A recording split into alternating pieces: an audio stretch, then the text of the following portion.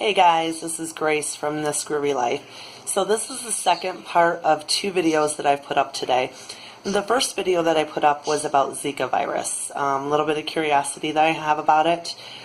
Secondary to that, this video today is going to be about, I'm doing another one on pregnancy loss. So as I've explained in my earlier pregnancy loss video, I have 7 living kids with 5 losses. The one that I want to cover today is going to be the one that kind of goes around the whole Zika virus and the microcephaly that I was explaining in my other video that my daughter suffered from. My daughter, Angeline, had microcephaly, but it was not caused by Zika virus. We found out about 24 weeks into my pregnancy that she had a birth defect that was incompatible with life. I was at the time probably 22 or 23. Third pregnancy. My son was 4 months old when I got pregnant with her. Very early pregnancy after just delivering. And the pregnancy was very unexpected, but we weren't necessarily trying not to conceive either. 6 months into that, 24 weeks into that, we had an ultrasound done and got sent for a secondary ultrasound, which I think I explained in that previous video on pregnancy loss. We had something called a level 2 ultrasound done with her. That level 2 ultrasound was a more in-depth ultrasound to look at her skull, mainly her head, to see a little bit further into the head anatomy, to see if she indeed had this birth defect. During the course of this ultrasound, they identified no brain matter whatsoever, other than the cerebellum. She had the cerebellum present, and outside of that had basically a head that was full of cerebral spinal fluid. They did not see any brain matter whatsoever. And she was diagnosed on the spot with microcephaly, which is what I guess actually happens with the Zika virus. But her main diagnosis was something called a lobar holoprosencephaly. Holoprosencephaly, always remembering that cephaly usually means something to do with the brain and the head. In her case, there are 3 levels of holoprosencephaly. The first is the lobar, which is the worst form, where the brain just fails to develop or isn't there. The second case is semi-lobar holoprosencephaly, and the most mild form of it is lobar holoprosencephaly. I will explain the other two levels of holoprosencephaly in another video. In her diagnosis, they went looking for eye structure with her. The lenses of her eyes were missing as well, so they assumed that she was going to be deaf and blind. And of course, due to the diagnosis, she was going to be, if she did happen to make it outside of birth and delivery, she would have been in a vegetative state for the remainder of her life. The remainder of her life could have been anywhere from dying in the womb to dying shortly after birth to hours, weeks, or months, or maybe if we got lucky, a year or 2 with her. The main part of what I remember from that is it was completely incompatible with life. And although I don't believe in abortion of any sort, that's at least my personal belief, I knew at that point with her I could not go on with the pregnancy. My daughter was 3, my oldest one. My son at this point, by the time I delivered her, was 10 months old. I had a very active household with 2 little ones, and what they depicted with her was just, I mean, this birth defect can cause basically a cyclops. In the worst case, it can cause a cyclops, where there's an eye in the middle of the forehead. In her case, they did not see that on ultrasound. They just thought that that she had a 1 nostril nose, basically, that there was some defect within the center of her face, and that she had a 1 nostril nose. Her eyes were in the right spot, though they were closely set because of the microcephaly. Her ears were low set because of the microcephaly. And I had kind of a choice to make. They wanted to do an amniocentesis on the spot to determine whether this was a genetic birth defect. And when I got that diagnosis and I sat down and listened to what the doctor had to say, I had to get out of that office. I did not want to do an amniocentesis right then and there. I needed some time to think about what he had said. And we left the office that day. Went home and started making some decisions on what we wanted to do. I spent a good many years blaming this on her dad. That's the big thing with pregnancy loss. I think I mentioned this in my previous video. 80% of marriages that experience the death of a child or the loss of a pregnancy do not make it. They end up in divorce. And as much as I didn't want to blame him, I did blame him because neither one of us knew whether we were prepared to take care of a child like that. And I think in his case, he was just as unprepared as I was. For me, it's always been easier to take the bull by the horns, so to speak. If there's a tragedy or some sort of chaos going on, I kind of dig my heels right in and just figure out how to fix things. This was not something that was fixable. And basically,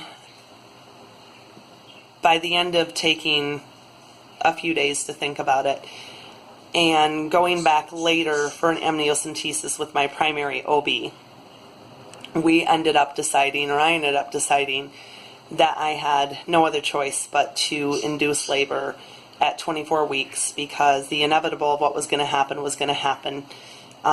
They were worried that if she died within the womb, it could put my health at risk, which obviously if there's a stillborn and things like that, it does put the mother's health at risk a little bit too. So we decided to go ahead with the procedure and let them induce labor. Now typically in a late term, I don't want to use the word abortion because I don't see it as an abortion. I guess it's typically considered a late-term abortion, but I'm going to say induction because when it's a situation where a child is incompatible with life, in certain cases they have the option of injecting the baby with saline to make sure that the baby dies in the womb so that you deliver a dead baby. And I wanted no part of this. I did not want her to be in any pain. I wanted it to be a very simple, induce my labor and let's have her and just let things happen the way they're going to happen. I went in on January 6th, it must have been, and they cannot use Pitocin in a late-term induction like this when they're inducing for the fact of allowing the baby to die naturally. It's too soon for them to use Pitocin, so they have other methods that they use to soften the cervix to get your body ready to deliver. After this process was started, I right away asked for an epidural. I did not want this to be like any of my other previous labor and deliveries. I did not want to feel one contraction with her. I did not want to be in any pain because the end result of this was going to be going home with empty arms. I had my epidural, and they had to use medication, obviously, to induce that labor. That medication caused me to get severely ill. So I allowed them to give me medication to counteract the nauseousness and the vomiting that was going to happen.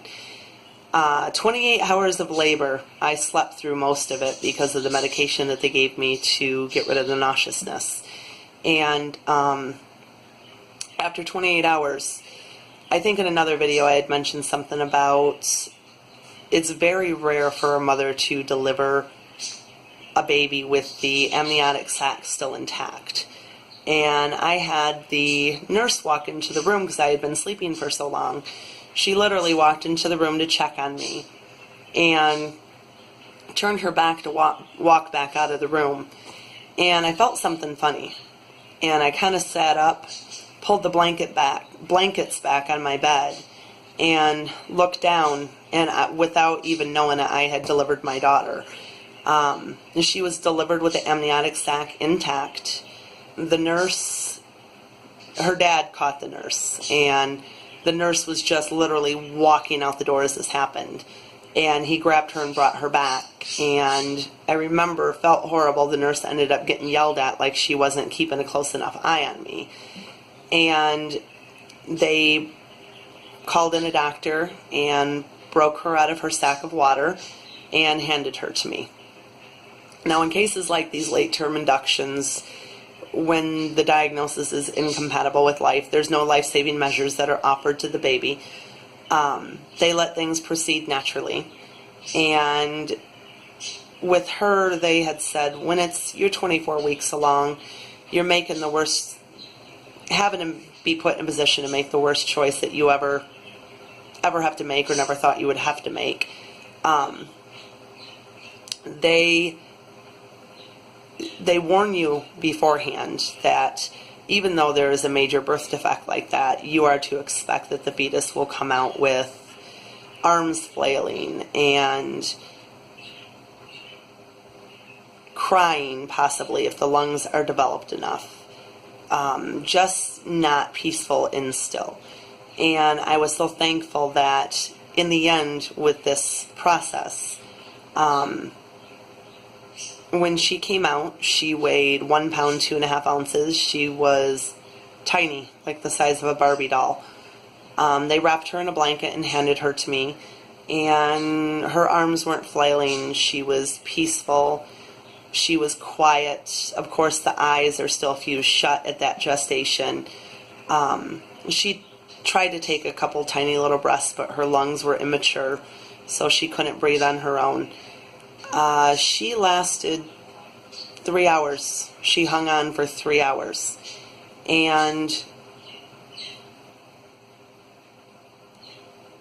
I wish I had those 3 hours back. It would be amazing just to hold her again. It's really something that never fully goes away. We named her Angeline Dominique, which meant angel belonging to God. She had a head full of dark hair, like her sister, and very, very long fingers. But those thoughts, those memories don't ever leave you. It does get easier with time. The first few months were horrible. They were rough. You're continuously wondering what you did wrong, how you may have caused this, even though you know in the back of your head that you did nothing to cause it.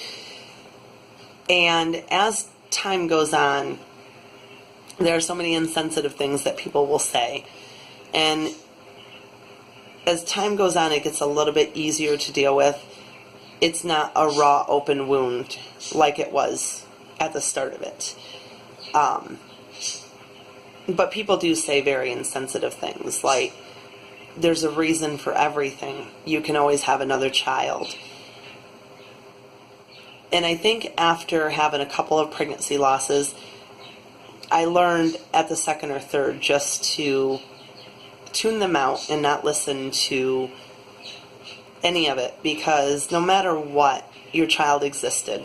Your child was a human being, and nobody except for you, you're going to be the only person that understands what you're feeling and how you're feeling about it. And nobody has the most perfect way to grieve. We all grieve in our own ways. My daughter would have been 19 years old this year. So this happened about 19 years ago. She would be 19 years old. And I still wonder to this day, had she grown up like a normal little girl, what she would look like at 19, how much she'd look like her sisters. There are days where she is constantly on my mind 19 years later, and days where you just don't think about it, and something will happen or something will trigger something in your memory. And you will think about it, but you think about some of the reasons that maybe some of the positives of it happening. I've tried to look back 19 years later, and I do see some of the positives with this. Although I'd never want to lose a child, it did open some other doors. You start to see, especially with a large family, the lineup of of things that happened. Like, had this not occurred, I became, I don't want to say insane, but obsessed after her loss with learning medical things, learning about her condition, learning about birth defects that can happen to babies. And I didn't realize at the time that this was all preparation for what I was going to have to deal with my upcoming pregnancies and living children. She was not the first birth defect that, or well, she was the first birth defect that we had, but she was not the last.